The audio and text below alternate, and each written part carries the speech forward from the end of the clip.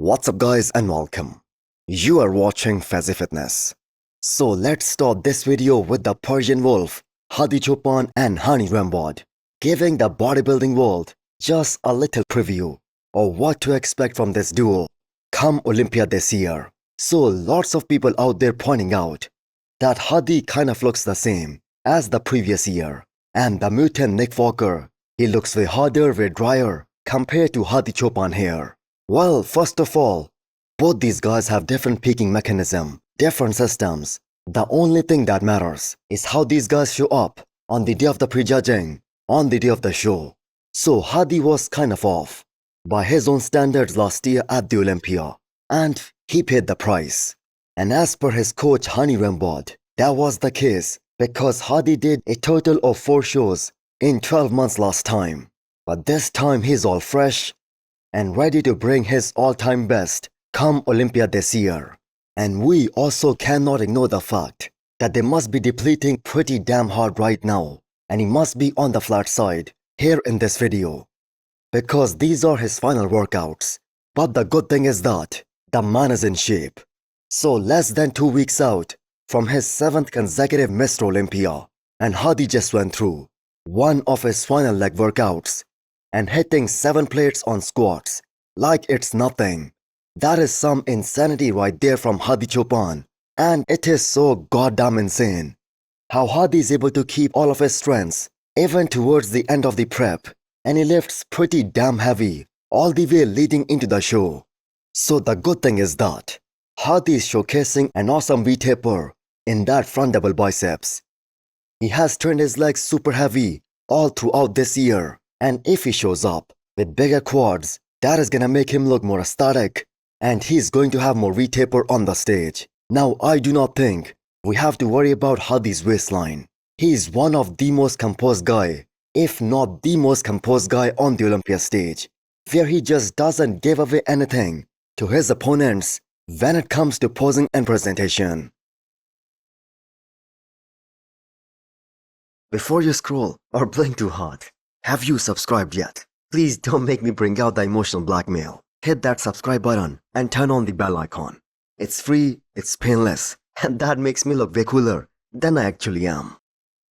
The reigning Olympia champion Samson Dauda went through one of his final back workouts. And this is most probably the last one on his home turf, because he's gonna fly out to Vegas very soon. Now that back is that one muscle group which will play a major role in defining the fate of Samson Dauda come Olympia this year.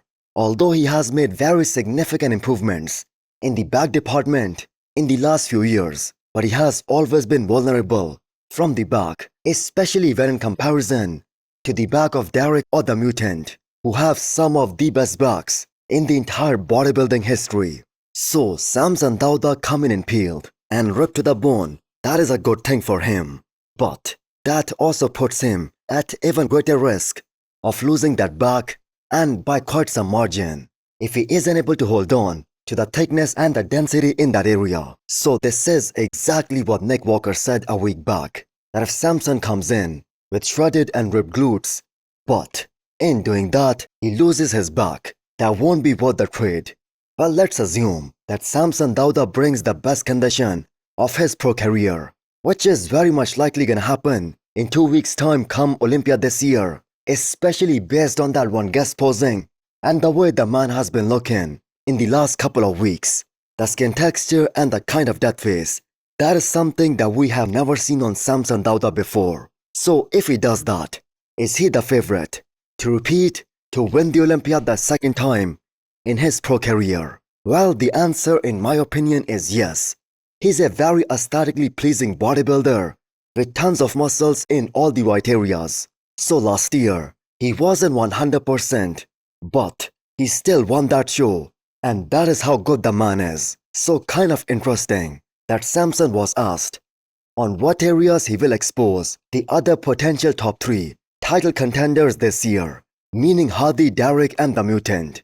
So he made a very accurate assessment about all of these guys.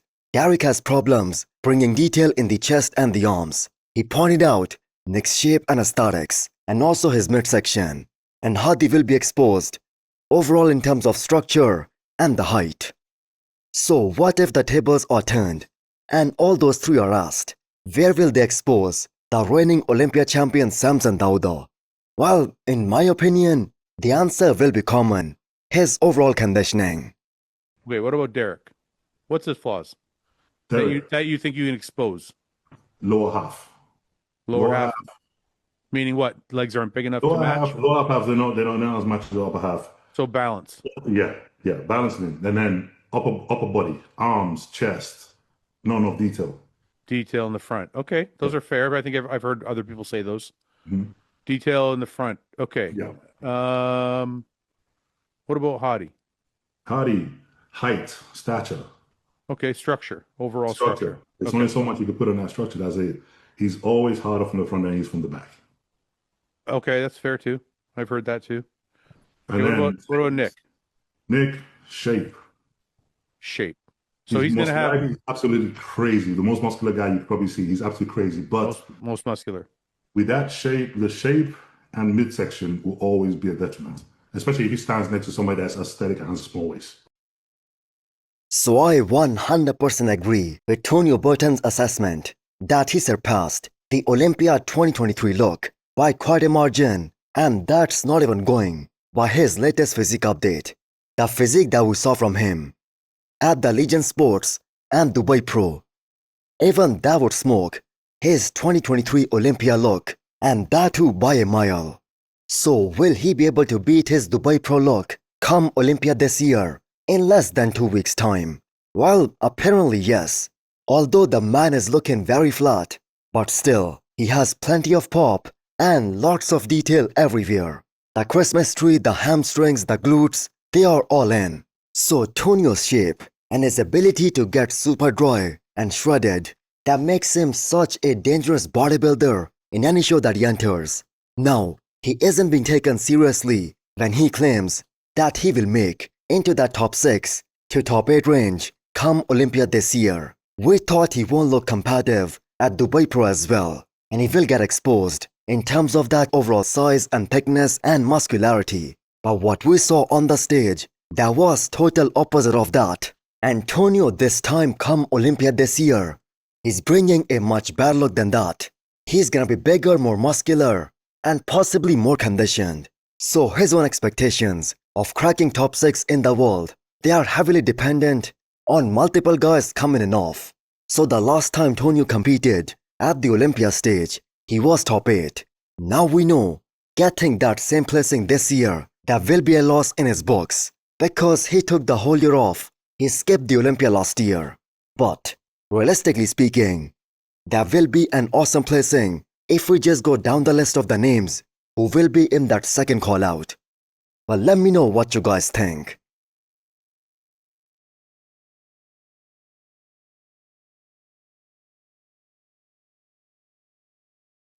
Next up, we have an update from good Vito. So he is going to finish his first Olympia prep very strong. So good Vito is showing his strength, that even at this phase of the prep, where he's most probably on very low carbs, depleted, sleep deprived, and low on energy, he can still push some serious weights, some very impressive numbers in the gym.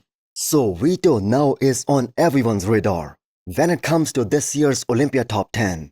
Even a guy like Honey Rambod, he mentioned him recently when he was talking about this year's Olympia top 10. So for a guy making his Olympia debut, he should have zero pressure on him.